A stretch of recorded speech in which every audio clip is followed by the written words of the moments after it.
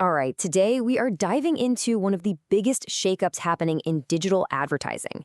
It's the huge, explosive rise of something called commerce media. This is a trend that's fundamentally changing where ad money goes and, maybe more importantly, how companies are using your data. So let's jump right in. Okay, to get a sense of just how massive this is, let's start with the number: $75 billion. That's how much additional ad spend is expected to flow into what's known as retail media over just the next 4 years. That's not the total, that's the growth. It's a staggering amount of money. But here's the thing. As huge as that number is, it's really just the tip of the iceberg. What's happening here isn't just about a few more retailers selling ads on their websites. No, this is the start of a much, much bigger transformation of the entire advertising landscape. For the longest time, the digital ad world was all about search and social media. That was the game. But that's changing. Growth in those classic areas is starting to slow down, and a brand new engine is firing up and quickly becoming the main thing driving growth for the whole market. And this shift is happening really fast. Think about it like this. By 2028, nearly 1 out of every $3 spent on digital ads in the US will go through retail media. That means its performance, its ups and downs, are basically going to dictate the direction of the entire industry. So we've been using this term retail media. But honestly, that phrase is already getting too small for what's really going on.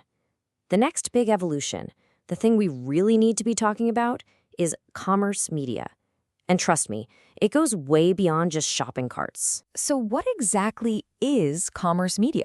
Well, at its core, it's digital advertising that's built on a company's own first-party purchase data. And here's the key. This data comes from companies whose main business is selling you something. Like a plane ticket, a credit card, or groceries. Their main business is not selling ads. So all retail media is a type of commerce media, but not all commerce media is retail media. And that difference is absolutely crucial. Retail media is very specific. It's that super granular item-level data from one single retailer. It's knowing you bought a specific brand of cereal. Commerce media, on the other hand, is much broader. Think about your bank. It doesn't know what cereal you bought, but it has this holistic view of everywhere you shop. It creates a much, much wider picture of who you are as a consumer. So this expansion means there's a whole new cast of characters jumping into the advertising game. We're talking about companies you would never have thought of as media players. They're suddenly realizing they're sitting on an absolute goldmine of data.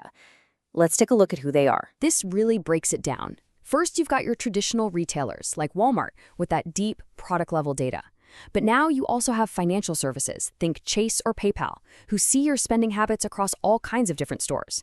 Then you've got travel companies like United and Expedia, who know your entire itinerary and travel style. And then there are these commerce intermediaries like Instacart and DoorDash, who kind of have the best of both worlds. They have that specific item-level data, and they see your behavior across multiple merchants. And an expert in the field really put it best. The entire model, the whole thing, is built on one thing: that first-party data.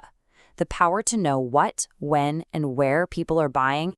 That's the real currency in this new ad economy.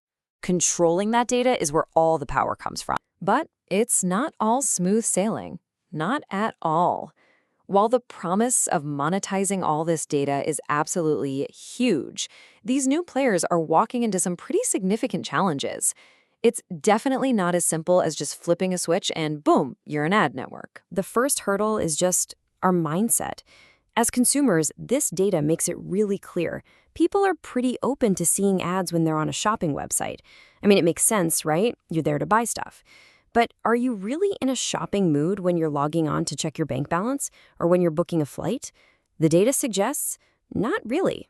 And that makes advertising in these new places really, really tricky. So that leads to a really basic but critical problem. Compared to a giant e-commerce site like Amazon, a bank or an airline website just has way less traffic. People get in, do what they need to do, and get out.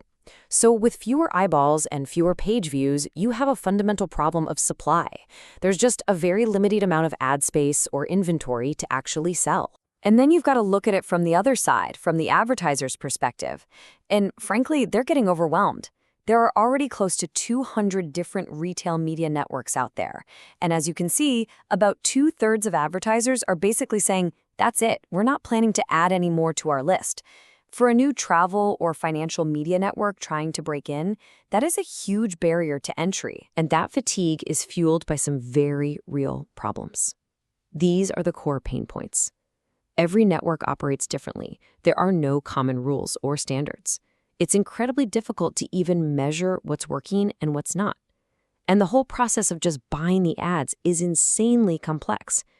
Any newcomer's media network has to solve these problems if they want to get any of those advertiser budgets. Okay, so given these massive promises, but also these really big hurdles, what does the future actually hold?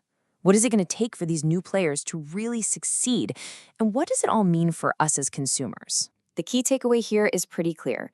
Just having valuable data is not going to be enough. The winners in this new space will be the ones who make it incredibly simple for advertisers to buy from them and who can clearly explain why their audience data is uniquely valuable compared to the hundreds of other options out there. And because of that limited ad space on their own sites that we talked about, the real path to making big money is to go off-site.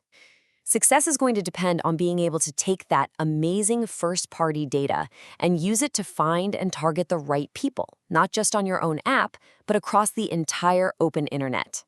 This is called audience extension, and it's absolutely critical. Which brings us to our final thought.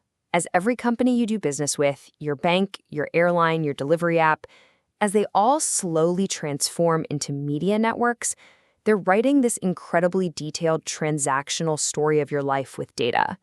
And it really leaves us with a pretty big question to think about. In this new world, who really owns and controls that story?